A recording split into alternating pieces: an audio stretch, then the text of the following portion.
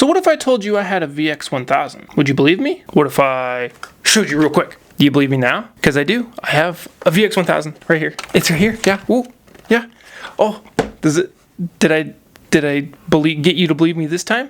Because it's exactly what it is. I'm completely joking, but if you do look at it really closely, it does look like a Sony VX1000. But we're not talking about that today. We're talking about the Walmart version, or I want to say the Dollar Store version of the Sony VX1000. JVC really wanted you to believe that this was in the same ballpark. So, I mean, we'll get to some stuff on that later.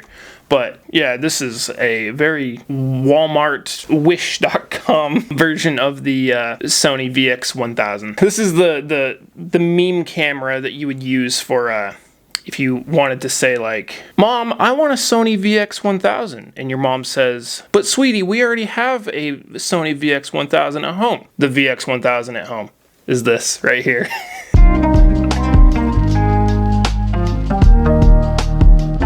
Hey there, welcome back to my camera collection. Today we're going to be checking out the JVC GY-DV300. I about said the VX1000 because it looks like one almost. So we'll go over kind of the build of it, kind of the issues that it has, my opinions on JVC. We'll go over some of the specs and features. I'll show you some of the test footage at the end, and then maybe talk a little bit more about the camera. So I got this from eBay, and I've been eyeballing one of these for a while just because they look very interesting to me, because they look like a Sony VX1000 and they're so funky looking. And so I bought one from a seller that generally didn't have very good reviews, or I guess very positive feedback. So I was a little skeptical, but in the description, the seller said that it worked. That he was wrong. So I guess his version of working means it turns on, and that's about it. So I didn't really have high hopes because, let's be honest, it's a JVC mini DV camcorder,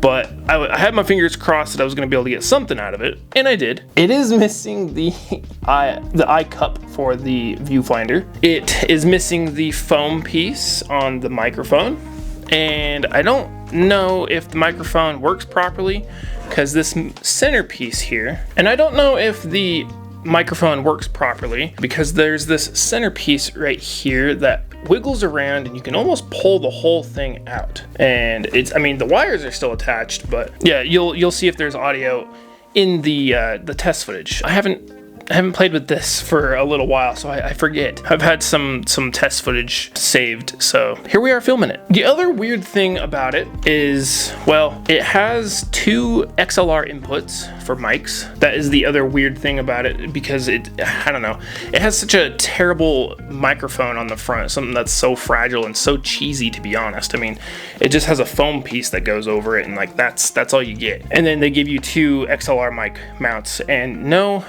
external mic plug-in, so you can't plug in like a 3.5 millimeter headphone jack. The other weird thing is you have this lens hood right here, and that is actually part of the camera body. You cannot take that off. It doesn't unscrew. The closest you can get is there's 4 screws on this plastic piece here, and you can take it off.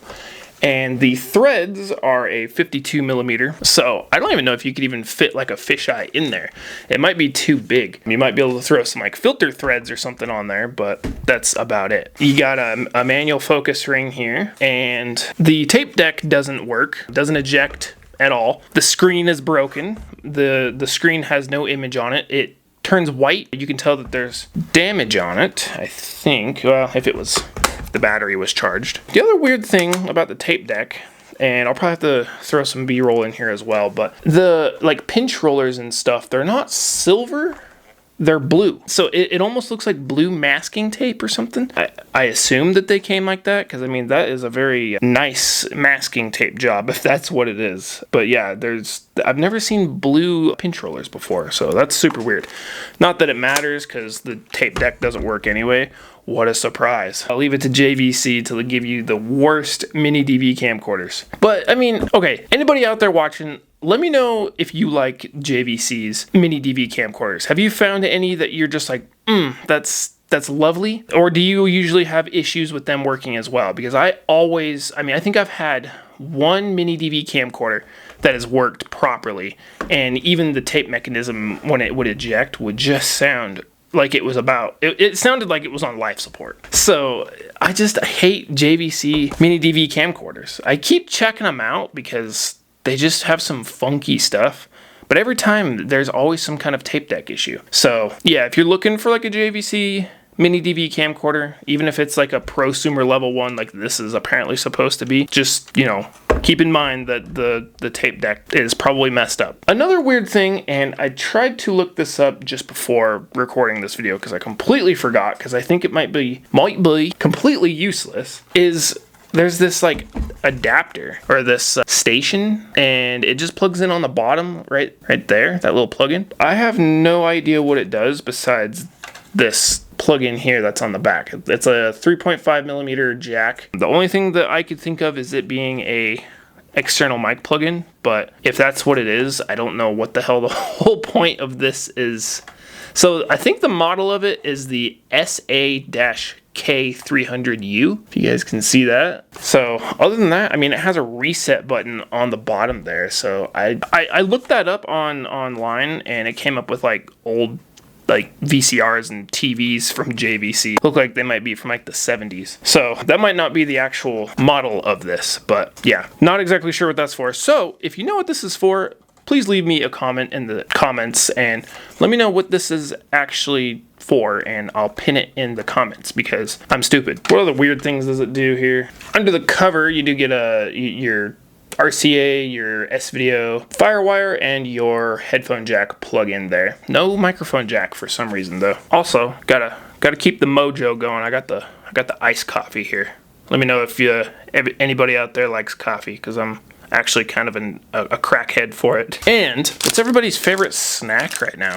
I have been vibing with the Ritz peanut butter crackers so much lately. I love peanut butter. This is probably not the best idea while filming. You're gonna hear my mouth the whole time now. All right, so let's talk about some of the physical features and the specifications on this camcorder. So this thing came out in 2002, which is a lot older than I was expecting it to be. So it's right there in the realm of like the VX 2000 and like 2100 and the Canon GL1 and GL2 era. So yeah, a little older than I was expecting. And when it was released brand new, it was a whopping $3,500. That's pretty steep actually. Even in today's standards, that's quite a bit of money. Obviously the format is mini DV. It does have a 14 times optical zoom inside the lens there, or the lens, yeah. It has a 1/3 of an inch 3CCD sensor, which creates 410,000 pixels and 380,000 effective pixels. It also has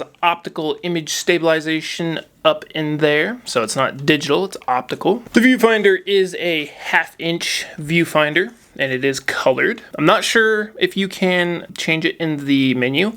Oh yeah, that was one thing I forgot to mention. The menu button doesn't work, and a lot of the buttons back here, they don't work either. So I couldn't get into the menu and check things out either. So I mostly just ran it on like auto because that's really all I could do. Even if you had a tape in it, you wouldn't be able to go back into playback and watch anything. So wasn't able to see what it all, you know, had in store for the menu and all that. So that, yeah, you get this whole camera and half of it even works. So, oh well. If the screen actually worked, it is a 2.5 inch LCD screen on there. You also have manual and autofocus. You do get a maximum shutter speed of 1 in 2000, which is very low, but you do get a built-in ND filter on this as well, which is either just on or off right here on the side. You have manual and auto exposure, manual and auto white balance, and you get 16-bit 2-channel audio for this. So the reason why it's 16-bit is because it's 2-channel,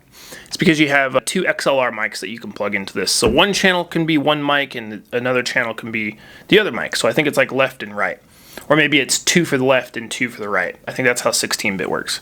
So really you could use this for like interviews, documentaries, or even a podcast if you wanted to, like a video podcast. The old retro video podcast. Oh yeah, and this is, I think, one of the first ever live streaming cameras to ever come out. I think that was one of the big things for this is, oh, that's probably what this thing is for. It's for live streaming. So I'm guessing somehow you plug something into here and then plug it into your computer, and then really you could hook it up to YouTube, or I don't know, where did people go live in 2002? Because I don't think YouTube was a thing in 2002, was it? But yeah, I guess you could go live with this. Maybe like news stations used it to go live. So I think that's what this is for, is to record live video. I wonder if it's like JVC's stupid ass system called JLip. I wonder if that was still a thing back in 2002 with their mini DV camcorders. And lastly, this camera weighs 3 pounds 8 ounces. So a little on the heavier side, but that's good because it'll keep you from having shaky footage, or it'll kind of minimize the amount of shaky footage you get. So yeah, it's to me it's kind of a weird camera. I get why they produced it now for live streaming purposes. It might be one of the first live streaming cameras to ever come out, but correct me if I'm wrong. I'm not going to say that it is or it isn't, but I know it's at least one of the first ones. So yeah, kind of a weird camera. I don't know if anybody out there thinks that it's worth collecting, but yeah, now you know that these exist out there. So I went out to some skate parks. Obviously, you know I like to film scootering and stuff, skateboarding, for my test footage. So to me, I don't like the footage, but you tell me what you think of it. I think it's really grainy and pixely looking, but you let me know what you think of it.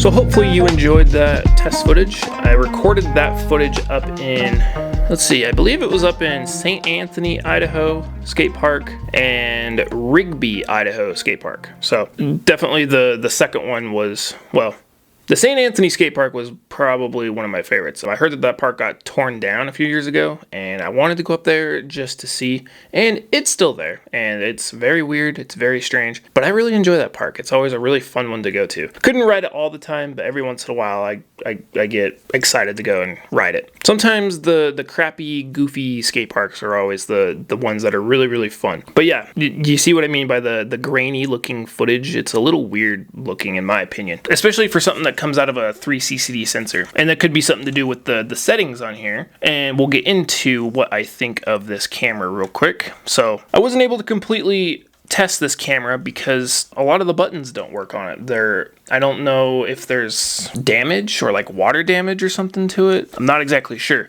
but it won't eject the tape. Most of the functions here in the back don't work. Another thing that I forgot, and for some reason it is so like cheesy to me, there's this switch right here, and that is the power switch. That's how you turn it on. So usually you'll see them over here with the record button, or like how Canon does it, they have it up here by the handle, somewhere up in this area. But yeah, that one has such a weird location to me. It just looks weird. Never seen that before. It doesn't like really bright light, so you have to use the ND filter and bring the iris down quite a bit to get it to a level of brightness that you can actually see an image and it's not just completely blown out. I wasn't able to see what the image was like on the screen because the LCD screen is completely broken. Like you can see that it's just been smashed, and it could be because of this gash right here in the back of the screen. Maybe my lights will work with me. And then you can change the monitor from channel 1 mix or channel 2. So yeah, that's about all I could really test. So yeah, I think that will most likely do it for this video. If you have a DV300 for yourself, I mean, you need batteries and chargers. I know there's a lot of other cameras that have the same kind of chargers and batteries, but I'll leave links in the description if you want to check those out, along with if you want to get this and maybe try fixing it yourself. I'll have it listed on my eBay store, along with other camera accessories that are fun to use with your camcorders, like fisheye lenses and stuff like that. And if you are still trying to figure out how to capture your footage, I'll have a playlist that I have made on ways to capture your footage in the description as well, because I get a lot of comments on how to capture your footage or get it onto your phone or your computer. So definitely check that out if you don't know how to capture your footage yet. So yeah, that'll do it. Thank you for watching. If you enjoyed the content, make sure you leave a like. And if you enjoy my channel, make sure you subscribe, because we talk about old school retro camcorders almost on a weekly basis. And on that note, we'll see you in the next video. Have a good one.